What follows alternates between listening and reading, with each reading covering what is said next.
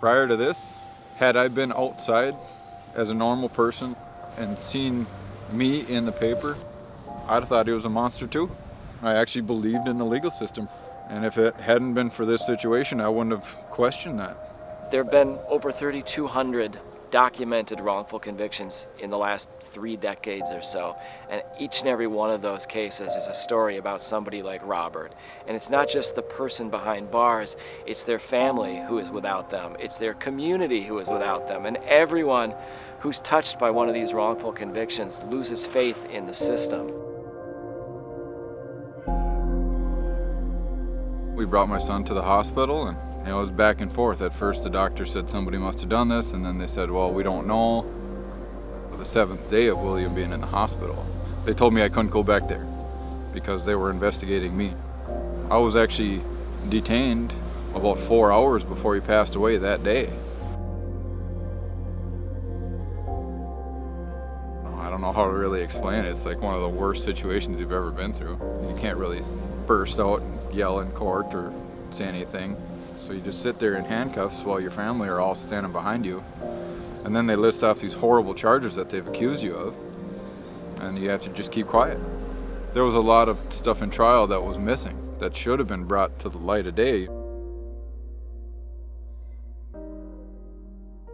It's not like I broke down in tears, but I did when I got back to the cell.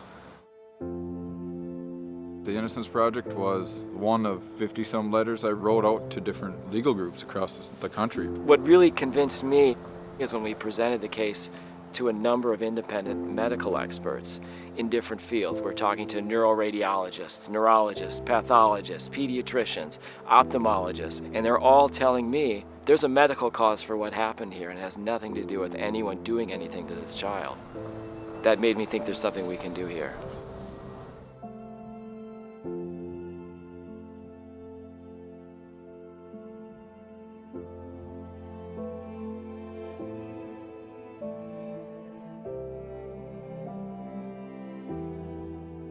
For 5 years of just people letting you down and your life disappearing. It was nice to have that many people behind you saying, hey, we know you shouldn't be here. Even when you get compelling evidence that suggests someone was wrongfully convicted, it's very, very difficult to get a conviction overturned. That presumption of innocence that you start with when you're on trial is completely reversed, and now there's a presumption of guilt. In Robert's case, we had a team of 4 incredibly smart and experienced attorneys, not to mention half a dozen medical experts who flew in from around the country to testify on his behalf. That's not something most people have the resources to handle. When we were able to come forward with a number of medical experts all saying the same thing, here's another alternative explanation that is far more plausible, I think that was enough to tip the scales in his favor.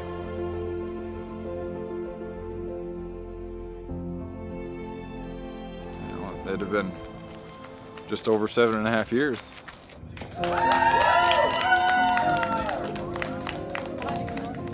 Good. I wanted to just run as fast as I could from the jail, but I ran right into the gym. I gave him a hug right away. It was a really good feeling. It really was. Since I've been out, actually, the thing that I like the most is not the routine of prison or jail. Just to not have somebody tell you where you need to be at what time and this is what you have to do now. In the first month I got my license, got a job, back to work, pay your own bills, make your own food, do your own laundry.